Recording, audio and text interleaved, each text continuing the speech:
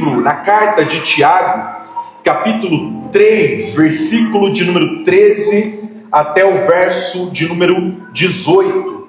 Nós estamos na exposição da carta de Tiago. De vez em quando, irmãos, nós damos uma paradinha.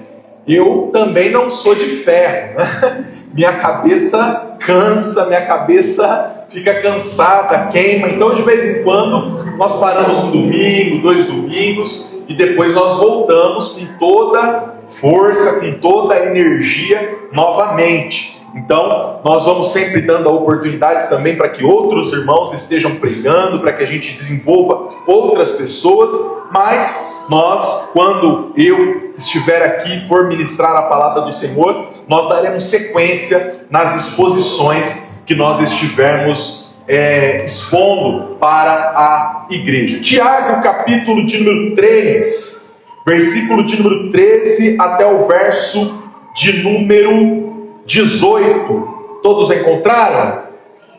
O texto nos diz assim: quem dentre vós é sábio e inteligente, mostre pelo seu bom trato as suas obras de mansidão, de sabedoria.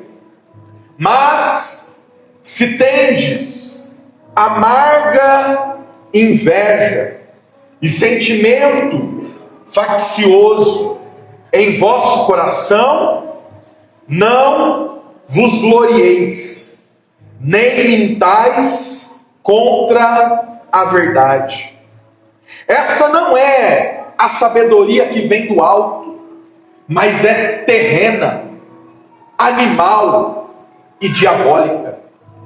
Porque onde há inveja e espírito faccioso, aí há perturbação e toda obra perversa. Mas a sabedoria que vem do alto é, primeiramente, antes de tudo, pura, depois pacífica, moderada, tratável, cheia de misericórdia e de bons frutos, sem parcialidade e sem hipocrisia.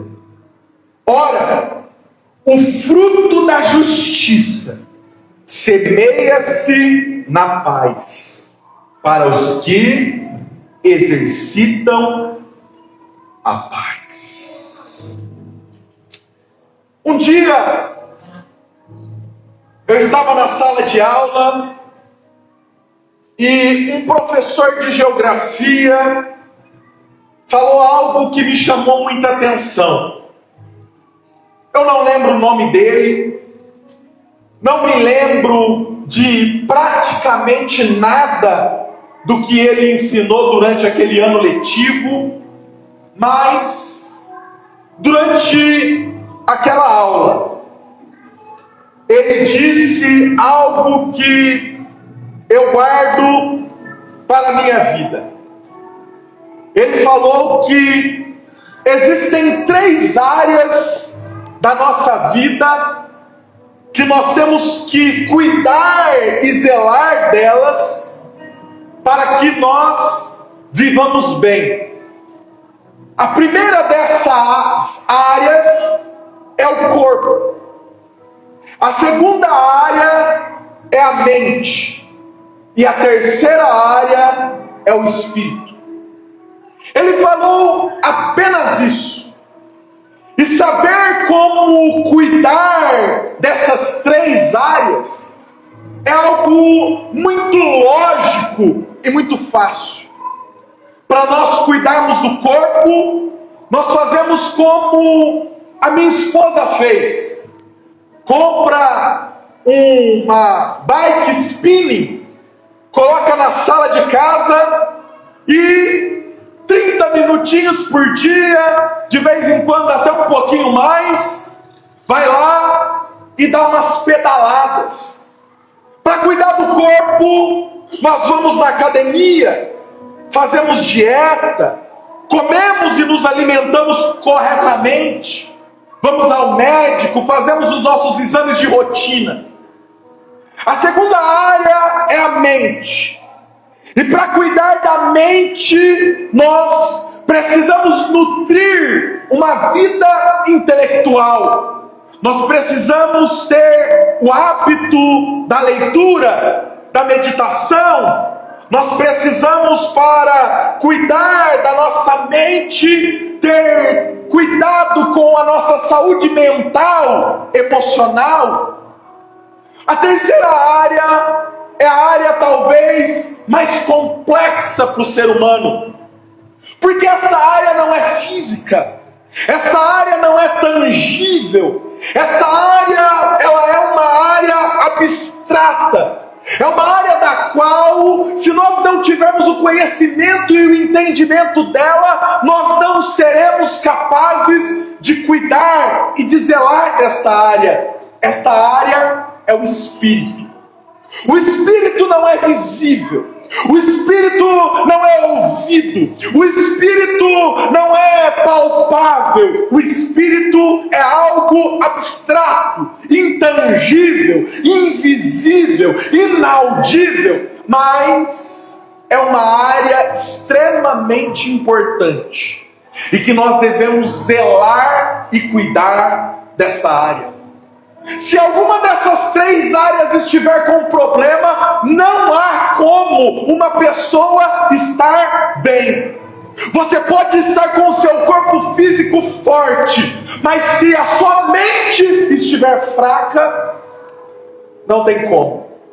Você pode estar com o seu corpo físico fortalecido e com a sua mente bem nutrida de uma vida intelectual e de bons livros, mas se a sua área espiritual não estiver bem, a sua vida não está bem.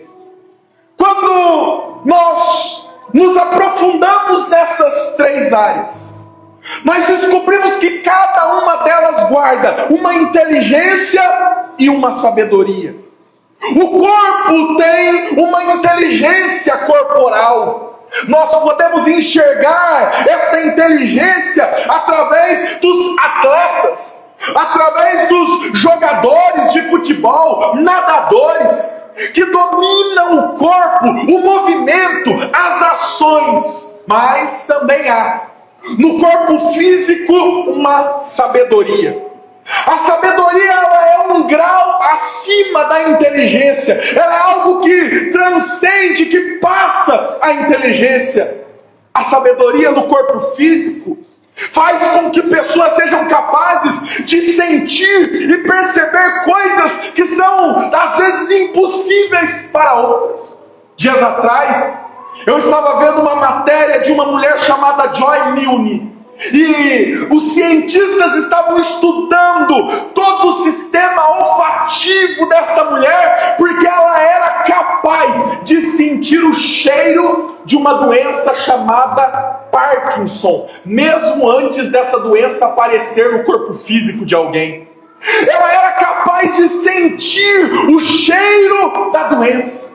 Ela era capaz de, antes mesmo que a doença se manifestasse, saber se uma pessoa iria ou não ter Parkinson. Existem outras pessoas com virtudes corporais fora do normal. Pessoas que são capazes de, através do ouvido, saber automaticamente quais são as notas, chamado de ouvido absoluto. Existem pessoas que têm uma capacidade corporal tão fora do normal que elas são capazes de sentir gostos e sabores de notas musicais. Coisas fora do normal para nossa concepção. Há também a inteligência intelectual, que é a capacidade que nós temos de armazenar informações, de processar, sistematizar essas informações da nossa mente. Através disso, nós trabalhamos. Através disso, nós realizamos os nossos trabalhos, criamos ciência, fazemos filosofia, lógica, música, arte, criatividade. E existe também uma sabedoria intelectual. Essa sabedoria, ela é uma capacidade que também transcende a inteligência, que vai além da inteligência. É dali que surgiram grandes gênios, grandes militares, grandes conselheiros, grandes criadores, inventores, empresários, pessoas que têm uma capacidade mental fora do normal e do comum. Há também a inteligência e a sabedoria espiritual. A inteligência espiritual é uma capacidade de nós conhecermos as coisas de Deus, de nós nos aprofundarmos nas coisas de Deus, de nós compreendermos as coisas espirituais. Mas, quando nós falamos a respeito da sabedoria espiritual, nós estamos falando de algo além, de algo que a teologia não é capaz de criar em nós, de algo que o estudo da palavra de Deus, de leitura, de simplesmente aplicando as regras da interpretação bíblica, de algo que não é capaz de gerar em nós. A sabedoria espiritual é a capacidade, como nós já falamos anteriormente, quando nós falamos a respeito da fonte da sabedoria. É a capacidade de pegar emprestada a mente do próprio Deus e pensar como Ele pensa. Isso é algo totalmente fora do normal. Isso é algo que confunde a mente do homem mais inteligente ou sábio intelectualmente dessa terra. O apóstolo Paulo escreve em 1 Coríntios, capítulo de número 2, revelando que existe essa sabedoria espiritual e que para o homem que é natural, que só entende das coisas da terra, que só entende das coisas visíveis, tangíveis, tocáveis, palpáveis, ele não é capaz de compreender a ponto de que para ele isso parece que é loucura. Nós estamos falando de algo que não é capaz de ser aprendido em casa, algo que não é capaz de ser aprendido na escola, algo que não se desenvolve através de uma simples maturidade, algo que nós não desenvolvemos isso com o tempo, através da nossa experiência. Nós estamos falando de algo que vem de Deus, de algo que nos é dado por Deus, de algo que é colocado por Deus em nós. E o apóstolo Paulo conclui em 1 Coríntios capítulo 2, verso de número 16, dizendo que nós devemos ter esta mente, a mente de Cristo, a mente de Deus operando em nós. Tiago, no texto que nós acabamos de fazer a leitura, ele continua a sua repreensão do capítulo de número 3. No versículo de número 1 até o versículo de número 12, Tiago está repreendendo a fala, Tiago está repreendendo o poder das palavras, está nos alertando com relação ao poder das nossas palavras. No verso 1, ele inicia confrontando os mestres. Agora, quando nós lemos a partir do verso 13, ele começa a chamar a atenção daqueles que se gloriavam de serem intelectuais, de serem chamados de sábios. Aqui ele está falando dentro do ambiente espiritual.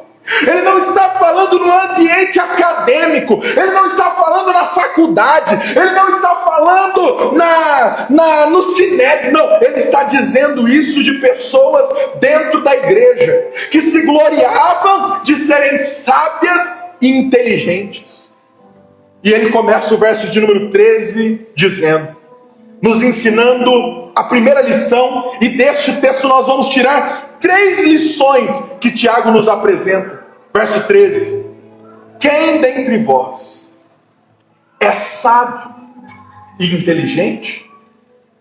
Mostre pelo seu bom trato as suas obras em mansidão de sabedoria.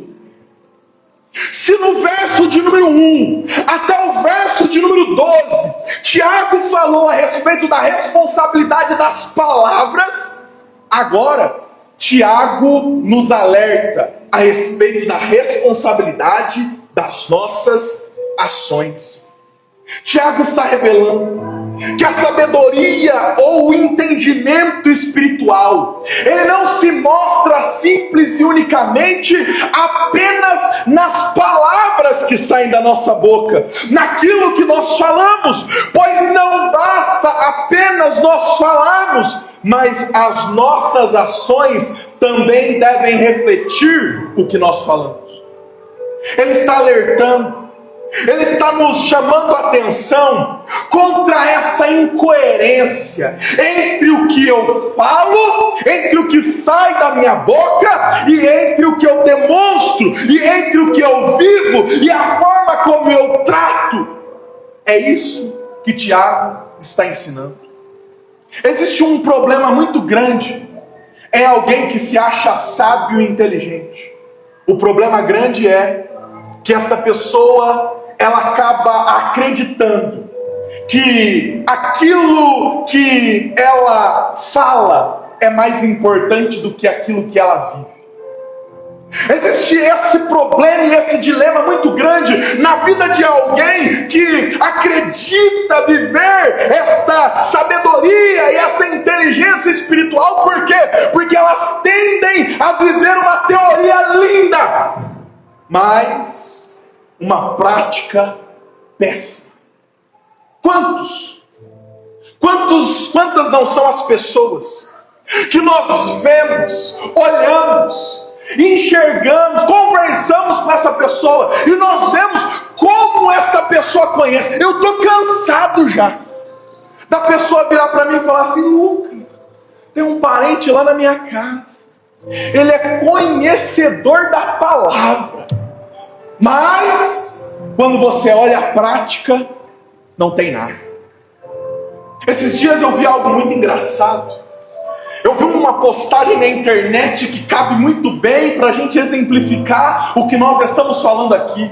Um rapaz postou um seguinte meme dizendo: eu precisava fazer dieta, emagrecer, e eu vim no nutricionista. E ele postou a foto do nutricionista. Irmão, o nutricionista parecia um boi de gordo. O jaleco dele, eu não posso também fechar muito meu botão aqui, que está meio difícil, mas o jaleco dele puxava tanto assim, que meu Deus do céu, quando eu olhei, falei: meu Jesus amado, esse botão aí deve ser de aço, porque se esse botão estourar, é capaz de matar o paciente que está ali na frente. Um camarada grande, forte, gordo, mas gordo, aquele gordo cevado mesmo. E aí eu olhei para aquela situação e eu percebi essa grande realidade. Como que eu posso ter uma teoria maravilhosa? Como que as palavras que saem da minha boca, elas podem ser algo que estão de acordo com aquilo que eu creio e acredito, mas as minhas ações não refletem aquilo que deveriam refletir por conta das minhas palavras? Como que pode nós irmos a um nutricionista para emagrecer e chegar lá no nutricionista e o camarada está na mesma condição que eu? Como que pode? Você chegar no médico e o médico fala assim, você chegou no médico de pulmão e o médico fala assim: me dá uma licencinha aí, camarada, que eu vou levantar, eu preciso fumar. Ai, meu Deus do céu. É a mesma coisa com o crente. É a mesma coisa com o salvo. A primeira lição que Tiago nos apresenta é que as nossas palavras têm que estar em consonância, elas têm que estar em igualdade com a nossa prática, porque a sabedoria do alto, a sabedoria espiritual, ela é algo prático e não teórico. A sabedoria espiritual, ela não pode ficar na teoria, no mundo das ideias. Ela tem que ser revelada através das nossas ações. E ele apresenta aqui algo que é o ingrediente principal da sabedoria. Ele fala a respeito da mansidão. A palavra utilizada para mansidão aqui é a mesma palavra para um cavalo forte, poderoso, mas que está domesticado. Mansidão é poder sobre controle. Mansidão é saber utilizar o poder com humildade, com paciência, é ter controle das emoções. Não existe sabedoria espiritual aonde há descontrole. Não existe sabedoria espiritual aonde há impaciência. Não existe sabedoria espiritual aonde não há humildade. Mansidão é a soma de paciência, humildade e controle.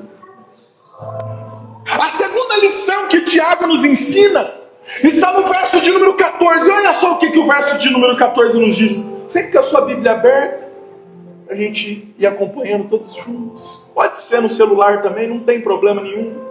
Mas sempre com a sua Bíblia aberta para a gente ir acompanhando, para que você entenda aquilo que nós estamos falando aqui.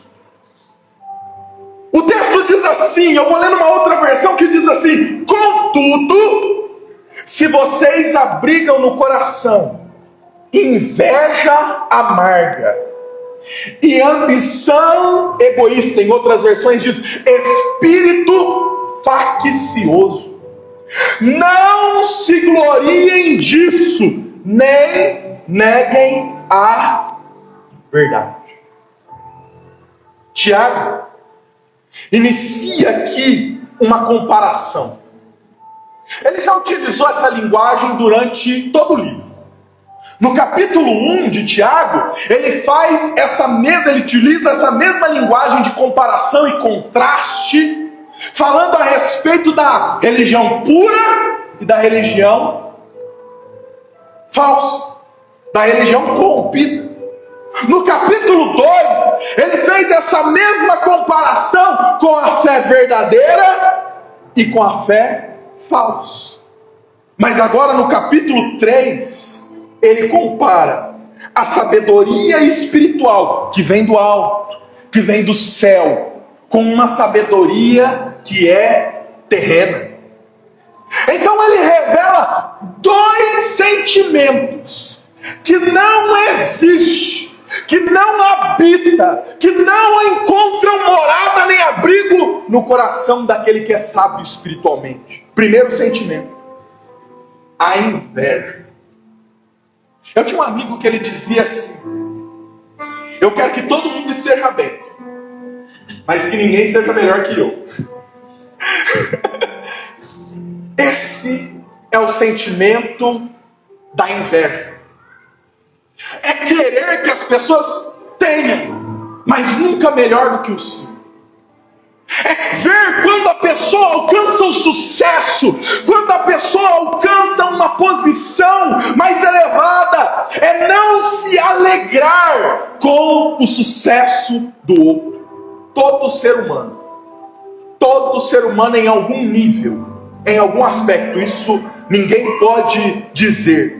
Porque se dizer que não sente nenhum tipo de inveja é um mentiroso, engana-se a si próprio.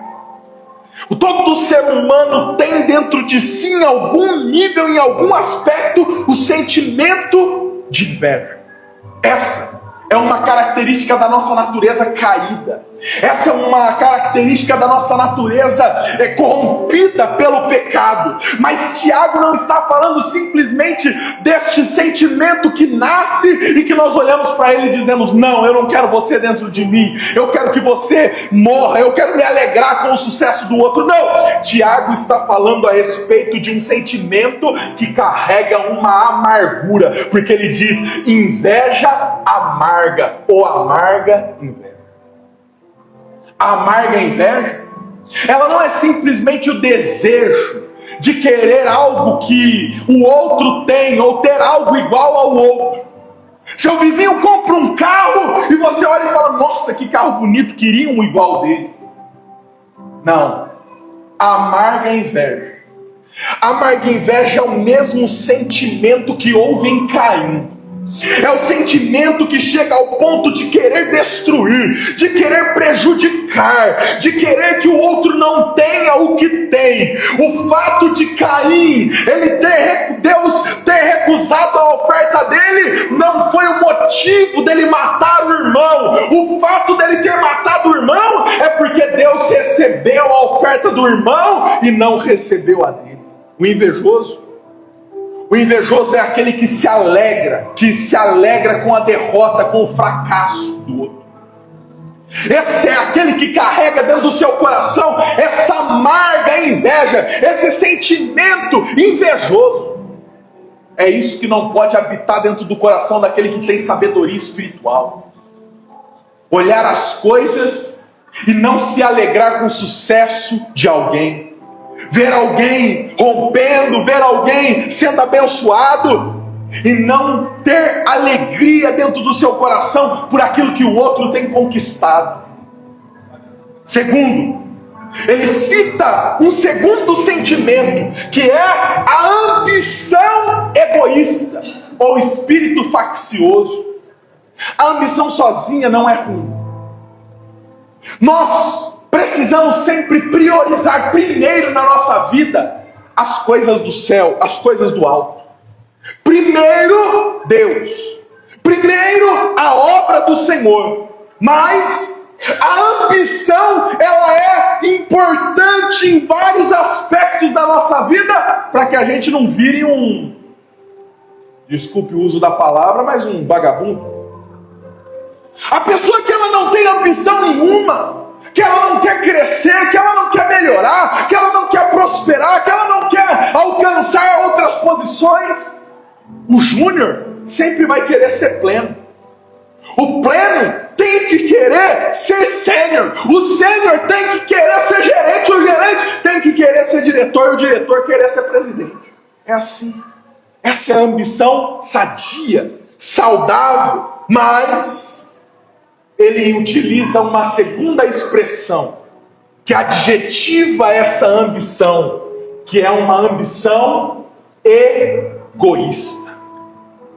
Tiago não está falando de uma ambição de querer melhorar. Tiago está falando de alguém que quer melhorar em detrimento a qualquer coisa. É alguém que não vê obstáculo. É alguém que, se necessário for passar por cima de alguém para subir, para conquistar, para alcançar, ele não vê obstáculo. Isso não é simplesmente ambição, isso é ganância. E a ganância não pode habitar dentro do nosso coração. Para que você cresça dentro do seu trabalho, para que você cresça na sua empresa, para que você cresça na sua vida ministerial, nós não precisamos derrubar ninguém, nós não precisamos acabar com ninguém, não. Nós precisamos ambicionar posições, querer crescer, querer melhorar, mas nós não podemos ter dentro de nós esse sentimento de ganância, de subir a qualquer custo, de subir a qualquer preço, porque isso não é do alto.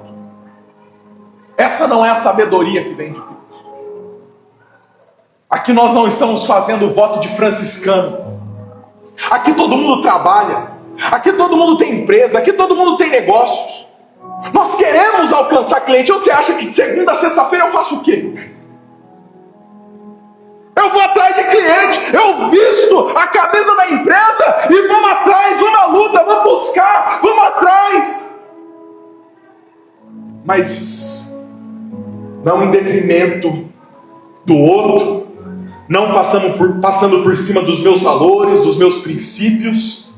É uma ambição de querer crescer, de querer melhorar, de trazer conforto para minha família, mas eu sou cristão.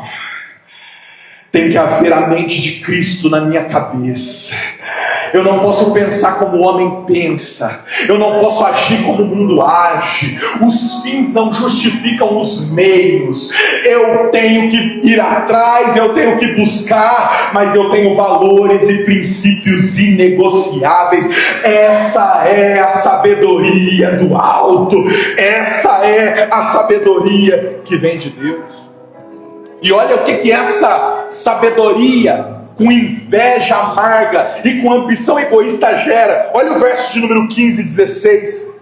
Essa não é a sabedoria do alto, mas é terrena, animal e diabólica. Inimiga, ela é inimiga de Deus. Por isso que ele diz que ela é diabólica. Porque aonde há inveja e espírito faccioso, aí há perturbação. Você já viu alguém ganancioso e invejoso? É alguém perturbado. É alguém que não tem paz. É alguém que não tem alegria. Nada para ele é suficiente. Ele não se contenta com nada. Meu irmão, deixa eu falar uma coisa para você. Se eu não ganhar um cliente essa semana, ou até o final desse ano, ou o ano que vem, meu amigo, eu vou viver em paz e tranquilidade. Sabe por quê? Porque eu me contento com aquilo que Deus tem dado para mim. Eu não me importo se eu vou ganhar mais, se eu vou ganhar menos. Eu ajusto a minha vida, eu reduzo o meu padrão, mas eu não vou ficar perturbado, ansioso. Eu não vou entrar em parafuso porque eu quero mais. Não, eu vou me contentar com aquilo que Deus tem me dado. E não há perturbação naquele que tem essa sabedoria. Essa sabedoria terrena é uma sabedoria que nos afasta de Deus, que nos afasta da verdade, que nos faz transformar em bicho, em animais, em algo que é diabólico, em algo que não vem de Deus. Mas a sabedoria de Deus não, meus irmãos. A sabedoria de Deus é algo que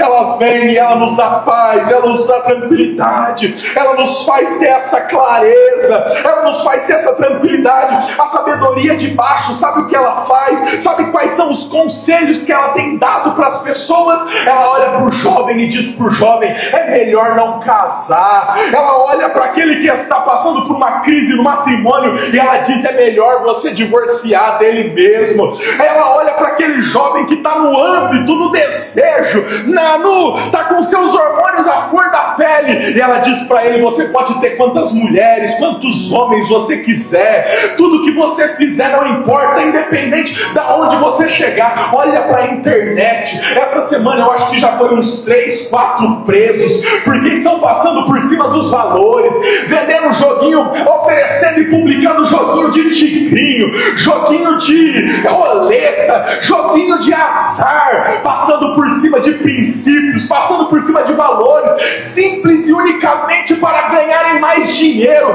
São contratos milionários, mas que custam a nossa alma. São contratos de milhões, mas que olha o preço caro que eles estão cobrando agora. Isso daí é a sabedoria de baixo, que diz que você deve ter dinheiro para mostrar para as pessoas, que você deve ter coisas para mostrar para as pessoas, mas a sabedoria do alto não valoriza essas coisas. A sabedoria de baixo, ela está utilizando técnicas dentro das empresas. É Sun Tzu, a arte da guerra, as 48 leis do poder. Mais esperto que o diabo, são esses os livros, são essas as mensagens que a sabedoria de baixo tem para transmitir para nós. O mundo, ele está repleto dessa sabedoria invejosa, amargurada, gananciosa, que está estabelecendo padrões dos lares, relação de pais e filhos que tem sido afetado por essa sabedoria, a relação até mesmo com a igreja, com o trabalho. As pessoas estão passando por cima de tudo por conta dessa sabedoria mundana. Esses dias eu vi alguém dizendo que para você ser um empresário de sucesso, no mínimo você tem que trabalhar 14 horas, 16 horas, 12 horas por dia. Deixa eu te dizer uma coisa, meu irmão, essa é sabedoria de baixo. Não vale a pena ter sucesso no mundo, não vale a pena ganhar o mundo se você perder a tua casa, se você perder a tua família, se você perder o que tem de mais precioso.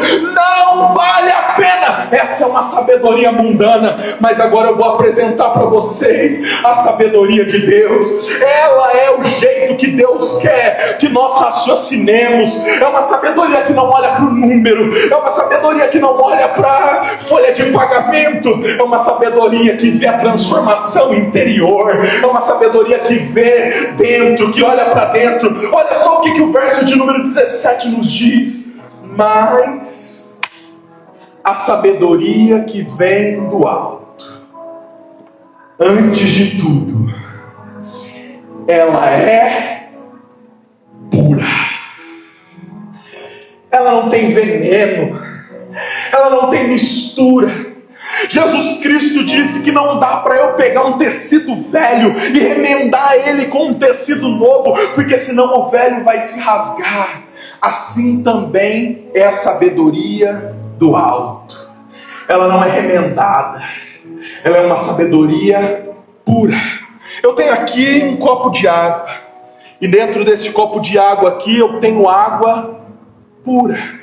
Eu tenho água cristalina, água potável. Qualquer pessoa pode beber dessa água.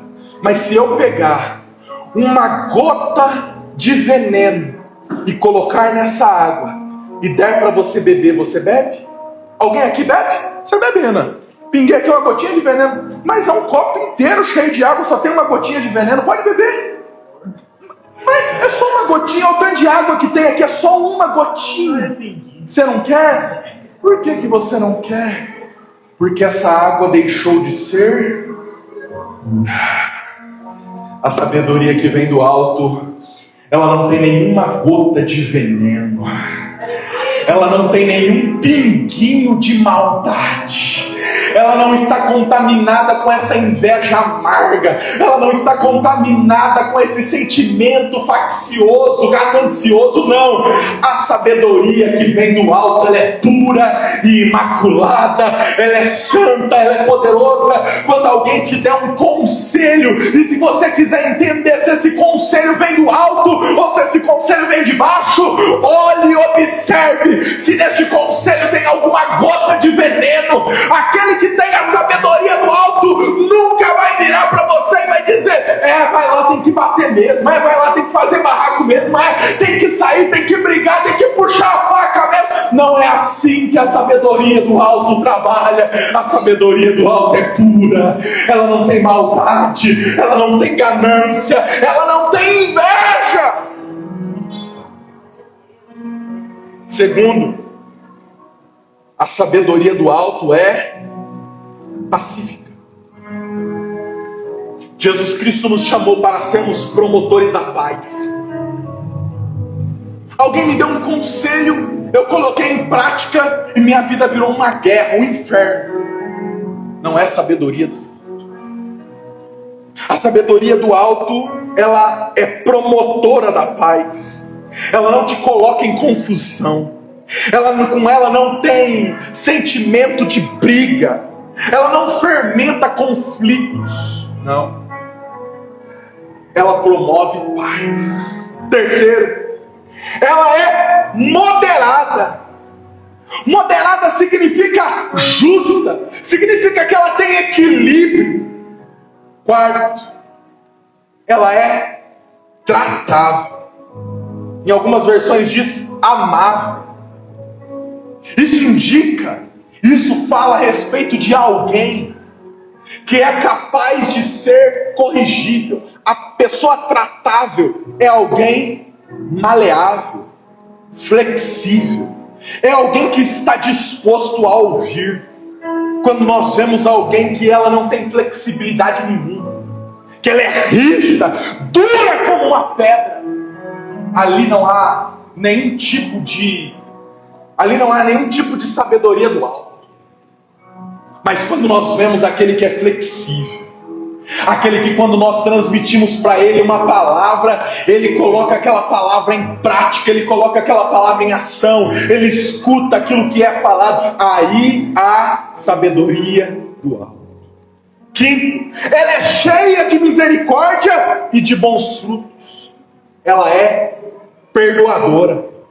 Ela é repleta de boas ações. Sexto, ela é imparcial, sem parcialidade. Ela não trata ninguém com favoritismo, pelo status, pela aparência. Ela não faz acepção de pessoas. 7, ela é sincera, sem fingimento, sem hipocrisia. Talvez essa última informação aqui, todas elas são extremamente importantes, inclusive a pureza da sabedoria, ela é o mais importante destacado dentro do texto. Mas para nós identificarmos dentro do contexto, aonde nós vamos encontrar essa sabedoria, nós temos que olhar para esta sabedoria sendo manifestada livre desta hipocrisia. A hipocrisia, ela vem da palavra ator. O ator é alguém que vive uma vida secundária, fingida.